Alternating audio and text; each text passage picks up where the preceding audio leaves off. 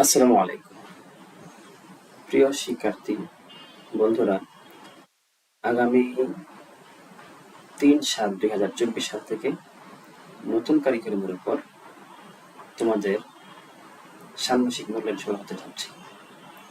যেহেতু নতুন কারিকুলাম, প্রথমে পরীক্ষা পদ্ধতি হবে কিংবা হবে না এটা নিয়ে আলোচনা সমালোচনা সন্দেহ ছিল, কিংবা এখন নতুন কারিকুলামের উপর কিভাবে পরীক্ষা হয়, প্রশ্নপত্র বা কেমন হয়,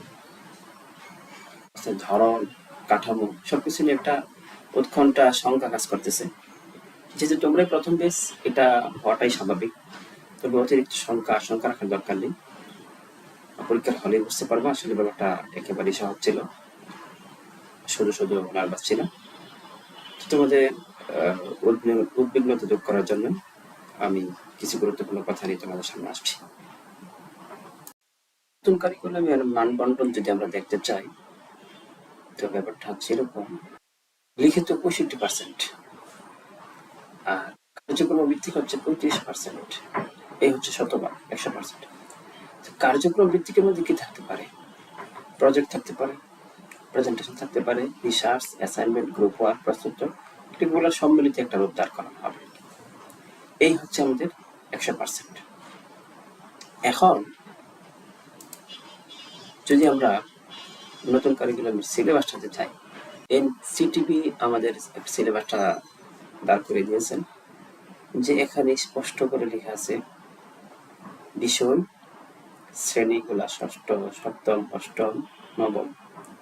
যেমন ষষ্ঠ শ্রেণীর বাংলা বইয়ের যে সিলেবাসটা সেটা হচ্ছে পাঠ্যপুস্তকের শুরু থেকে 61 পৃষ্ঠা পর্যন্ত, সপ্তমের শুরু থেকে 71, অষ্টমের শুরু থেকে 102, নবমের শুরু থেকে 99।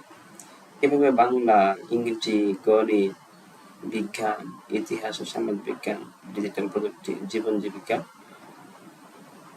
তোমার পজ করে সিলেবাসটা দেখে নিতে পারো যাদের কাছে নাই। এইরকম প্রত্যেকটা সাবজেক্টের দেওয়া আছে। এইটা হচ্ছে সিলেবাস। আশা করি তোমাদের সব ক্লাস টিচাররাই এই সিলেবাসটা নিয়ে তোমাদের কাছে যথাযথভাবে উপস্থাপন করেছেন। আচ্ছা, এবার আসি আমাদের রুটিনটা নিয়ে। রুটিন কিন্তু প্রথমে একবার দাঁড় করানোর পরে আবার পরিবর্তন আসছে।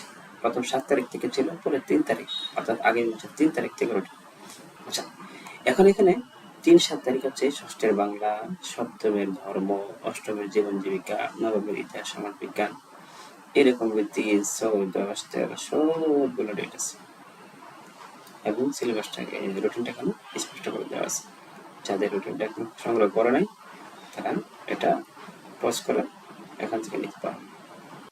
13 তারিখের যে পরীক্ষাটা ছিল, 13/7/2024 তারিখে অনুষ্ঠিতব্য ষষ্ঠ শ্রেণীর বিজ্ঞান, সপ্তম শ্রেণীর ইংরেজি, অষ্টম শ্রেণীর শিল্প সংস্কৃতি এবং নবম শ্রেণীর স্বাস্থ্য সুরক্ষা বিষয়ের ষান্মাসিক সমষ্টিক মূল্যায়নের কার্যক্রম সমূহ আগামী 3/8/2024 তারিখ শনিবার গ্রহণের জন্য আপনার আওতাধীন শিক্ষা প্রতিষ্ঠান সমূহকে নির্দেশনা প্রদানের জন্য অনুরোধ করা গেল। অর্থাৎ তোমাদের 13 তারিখের পরীক্ষাটা 3 তারিখ স্থানান্তর করা হলো। কারণ হচ্ছে 13 তারিখে একটা এনটিআরসি এর একটা পরীক্ষা আছে, প্রতিষ্ঠানগুলা ভেন্যু হিসেবে কাজ করে, এই জন্য পরিবর্তন আনা হলো। এটা হচ্ছে এনসিটিভি কর্তৃক একটা সংযুক্ত কথা। মূল্যায়ন সংক্রান্ত যে ইনস্ট্রাকশনগুলা এনসিটিভি আমাদেরকে দিয়েছে সেটা একটু আলোচনা করে দেখো। 2024 শিক্ষাবর্ষের ষান্মাসিক মূল্যায়ন কার্যক্রম পরিচালনার জন্য শিক্ষা প্রতিষ্ঠান সমূহের জন্য সাধারণ নির্দেশনা। জাতীয় শিক্ষাক্রম 2022-এর আলোকে আগামী 3/7 থেকে 30/7 পর্যন্ত 2024 শিক্ষাবর্ষের জন্য ষষ্ঠ থেকে নবম ষান্মাসিক মূল্যায়ন অনুষ্ঠিত হতে যাচ্ছে। মূল্যায়নের কার্যক্রম পরিচালনার সময় এসএসসি এবং বিষয়ভিত্তিক সর্বশেষ কোনো অভিজ্ঞতা অব্যাহত পর্যন্ত ষান্মাসিক মূল্যায়নের আওতায় আসবে, তা ইতিমধ্যে প্রেরণ করা হয়েছে। এরপরে টিচারদের কিছু নির্দেশনা আছে। তো আমি যেটা নিয়ে আলোচনা করব সেটা হচ্ছে আমাদের প্রেরিত সময়সূচি অনুসারে নির্ধারিত দিনে একটি বিষয়ের মূল্যায়ন অনুষ্ঠিত হবে। একটি দিনে একটি হবে, অর্থাৎ নির্ধারিত বিষয়ের মূল্যায়ন কার্যক্রম নির্ধারিত দিনই শেষ করতে হবে। পূর্বে নেই কোনো শ্রেণীর একটি বিষয়ের মূল্যায়ন কার্যক্রম একাধিক দিনে সম্পন্ন করা যাবে না। অর্থাৎ বিষয়ভিত্তিক মূল্যায়ন কার্যক্রম নির্ধারিত দিনে সর্বোচ্চ 5 ঘন্টার মধ্যে সম্পন্ন করতে হবে। অর্থাৎ একটা পরীক্ষা একদিনে হবে, সর্বোচ্চ 5 ঘন্টা নিতে পারে প্রজেক্ট প্রেজেন্টেশন সহকারে, লিখিত সহকারে। তবে মূল্যায়ন কার্যক্রমের উপর নির্ভর করে একটি মধ্যবর্তী বিরতি দেওয়া যেতে পারে। যেহেতু 5 ঘন্টা পরীক্ষা, অবশ্যই তোমাদের একটা টিভি বিরতি পাবা। মূল্যায়ন কার্যক্রমে হাতে কলমে কাজ এবং কার্যক্রম ভিত্তিক লিখিত অংশ উভয় ধরনের কার্যক্রম আছে। হাতে কলমে কাজের জন্য প্রয়োজনীয় উপকরণ এবং লিখিত অংশের জন্য প্রয়োজনীয় খাতা শিক্ষা প্রতিষ্ঠানই সরবরাহ হবে তোমাদেরকে। বিষয়ভিত্তিক মূল্যায়নের উপকরণ বৈচিত্র্য রয়েছে, যা বিস্তারিত মূল্যায়নের সেখানে উল্লেখ করা থাকবে। অর্থাৎ দিন পরীক্ষার আগে দেওয়া হবে, ওখানে লেখা থাকবে, বা তোমাদের কাছে যেটা যাবে সেখানে লেখা থাকবে। মূল্যায়ন কার্যক্রম পরিচালনার জন্য শিক্ষা প্রতিষ্ঠান কর্তৃক উপকরণ ছাড়ানোর জন্য সাধারণ নির্দেশনা হচ্ছে এরকম। হাতে কলমে কাজের জন্য কি কি দেওয়া থাকবে? এই রঙিন কাগজ, সাইন পেন, কাঁচি, আটা, গাম ইত্যাদি দেওয়া থাকবে। লিখিত অংশে তোমাদের 16 পাতার একটা খাতা দেওয়া থাকবে, অতিরিক্ত পাতা যদি লাগে নিতে পারবা।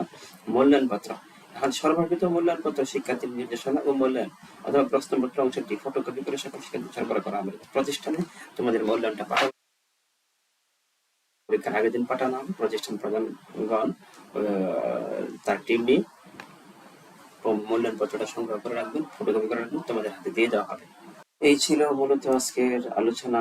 আল্লাহ হাফেজ।